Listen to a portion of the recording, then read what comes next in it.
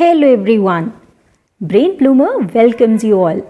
और आज के वीडियो में हम बात करने वाले हैं विलियम सॉमरसेट मॉम द्वारा लिखित एक बेहद रोचक कहानी की। कहानी का शीर्षक है प्रिंसेस सेप्टेम्बर, जिसे आप सीबीएसई द्वारा प्रिस्क्राइब्ड एनसीईआरटी की क्लास 8 की supplementary book it's so happen में पढ़ सकते हैं। कहानी है श्याम के राजा और रानी की, जिनकी 9 बेटियां थीं। रानी को सभी के नाम याद रखने में कठिनाई होती है, इसीलिए राजा सभी बेटियों के नाम महीनों के नाम पर रख देते हैं और इस प्रकार सबसे छोटी राजकुमारी का नाम सितंबर रखा जाता है। राजा को एक आदत थी कि वो अपने जन्मदिन पर दूसरों को उपहार दिया करते थे।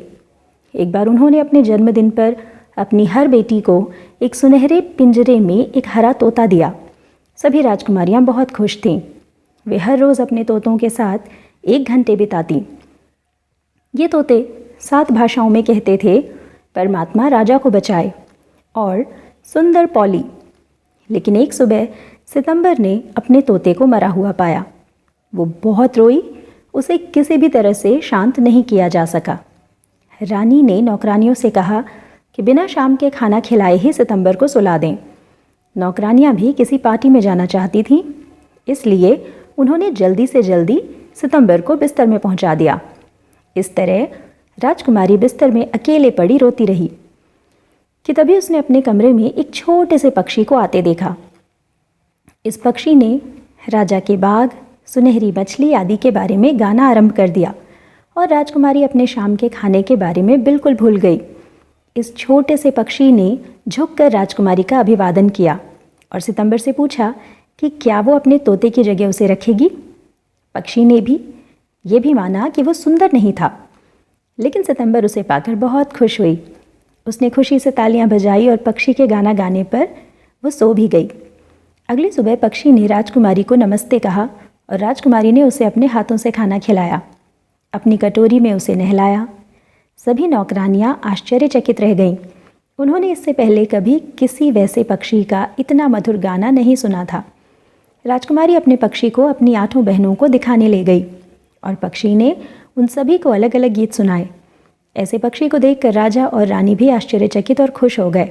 राजा ने तो ये भी कहा कि पक्षी तोतों से अधिक अच्छा गाता है और उन्हें उसे गाते हुए सुनने में कोई एतराज़ नहीं था, क्योंकि वो बाकी तोतों द्वारा बार बार सुंदर पॉली सुन सुनकर अब ऊब चुके थे। राजकुमारियों ने कहा कि उनके तोते तो 7 अलग अलग भाषाओं में बोल सकते थे, लेकिन राजा ने कहा कि उन्हें कहते सुनकर राजा को अपने सलाहकारों की याद आ जाती थी।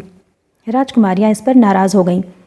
तोते भी उदास दिखने लगे, परंतु सितंबर का पक्षी इधर उधर उड़ता रहा। ये लार्क और बुलबुल की तरह गाता था। अब तो बाकी सभी राजकुमारियां सितंबर से ईर्ष्या करने लगी। वे सभी उसके पास गईं और कहा कि उसके तोते की मृत्यु पर उन्हें खेद है, उसे एक तोता मिलना ही चाहिए। और उन्होंने एक तोता खरीदने के लिए अपना जेब खर्च इकट्ठा किया था।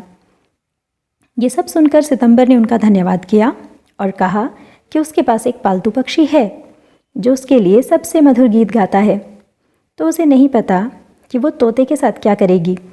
इस पर राजकुमारियों ने कहा कि उस पक्षी को अपना बताना गलत है, क्योंकि वो पक्षी तो अपनी मौज में उड़कर अंदर बाहर जाता है। और ये भी पूछा कि अच्छा बताओ, इस वक्त तुम्हारा पक्षी कहाँ है।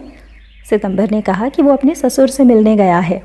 इस पर बहनों ने कहा कि तब तो उसके वापस आने की कोई संभावना नहीं है, बल्कि अगर वो वापस आ जाए तो उसे पिंजरे में बंद कर दिया जाए। लेकिन सितंबर ने कहा कि उसे वो पक्षी उड़ते हुए देखना ज़्यादा पसंद है।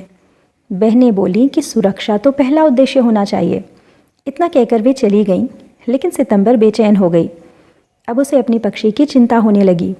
उसे लगा कि कहीं पक्षी फंदों में ना फंस गया हो, या बाजों ने उसे ना पकड़ लिया हो, या फिर कहीं वो सितंबर को भूल ना गया हो। इन्हीं सब चिंताओं में डूबी सितंबर ने पक्षी को अपने कंधे पर बैठे देखा। उसने सितंबर को बताया कि उसके ससुर ने एक पार्टी का आयोजन किया था और सभी चाहते थे कि वो वहाँ रुके, इसीलिए वो वहाँ रुक गया। राजकुमारी अब उसे कहीं नहीं जाने देना चाहती थी, इसीलिए उसने पक्षी को एक पिंजरे में डाल दिया। पक्षी को तो इस पर विश्वास ही नहीं हुआ और उसने सितंबर से पूछा कि ये क्या मजाक है। सितंबर ने कहा कि ये मजाक नहीं है, रात को बिल्लियाँ घूमती हैं और पिंजरे में वो सुरक्षित रहेगा। पक्षी ने गाना गाना शुरू तो किया लेकिन बीच में ही रुक गया। अगली सुबह उसने सितंबर से कहा कि पिंजरा खोल दे, लेकिन राजकुमारी बोली कि तुम जहाँ हो वहीं बेहतर हो। पक्षी ने पिंजरे की सलाखों के बीच से निकलने की कोशिश भी की, लेकिन वो बाहर ना आ सका। दूसरी राजकुमारियाँ आईं और सितंबर से बोली कि जल्दी ही पक्षी को पिंजरे की आदत हो जाएगी, लेकिन पक्षी सितंबर से कहता रहा कि उसे आज़ाद कर दे। सितंबर ने पक्षी को गाने के लिए कहा, लेकिन पक्षी ने कहा कि वो नहीं गा सकता, वो पेड़, झील और चावल के खेत देखना चाहता है। उसने कहा कि मुझसे यूं गाया ना जाएगा, तो ना उसने खाना खाया ना ही गाना गाया। दूसरी राजकुमारियों ने सितंबर को पक्षी के साथ सख्त रहने के लिए कहा। अगले दिन सितंबर पिंजरे तक गई और पक्षी को मृत देखकर चिल्लाई, लेकिन वो मरा नहीं था। सितंबर रोने लगी। इस पर पक्षी ने कहा कि वो तब तक नहीं गा सकता जब तक वो आज़ाद ना कर दिया जाए, और अगर वह नहीं गाएगा तो मर जाएगा। सितंबर ने उसे आज़ाद कर दिया और पक्षी से वादा किया कि अब वो उसे पिंजरे में नहीं रखेगी। इस पर पक्षी ने भी कहा कि वह भी राजकुमारी से प्यार करता है और उसके पास आता रहेगा, उसके लिए मधुर गीत गाएगा और उसे कभी नहीं भूलेगा। ये कहकर वो उड़ गया, लेकिन राजकुमारी उदास होकर रोने लगी। जब उसकी बाकी बहनों को ये बात पता चली तो उन्होंने सितंबर का मजाक उड़ाया और कहा कि पक्षी अब कभी भी नहीं आएगा। लेकिन पक्षी वापस आया और आकर सितंबर के कंधे पर बैठा। सितंबर के हाथ से खाना खाया और उसके लिए सुंदर गीत भी गाए।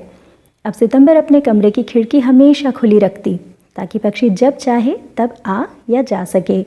समय के साथ सितंबर बड़ी और पहले से अधिक सुंदर हो गई। राजा ने उसकी शादी कंबोडिया के राजा से कर दी। उसे शहर में पूरे रास्ते सफ़ेद हाथी पर ले जाया गया, लेकिन उसकी बहनें कभी खिड़की खोलकर नहीं सोई। ताज़ी हवा और प्रकाश ना मिलने से वे बहुत बुरी दिखने लगीं। राजा ने उनकी शादियां अपने सलाहकारों से की और उन्हें एक एक पौंड चाय और एक एक श्यामी बिल्ली उपहार में दी गई। कहानी से मिलने वाली सीख है कि बंधन में कोई खुश नहीं रह सकता, अतः जिन्हें भी आप प्रेम करें उन्हें स्वतंत्र रहने दें। आशा है आपको कहानी पसंद आई। ऐसे और भी वीडियोस के लिए चैनल को लाइक, शेयर और सब्सक्राइब ज़रूर करें। Keep learning and have fun. Thanks for watching.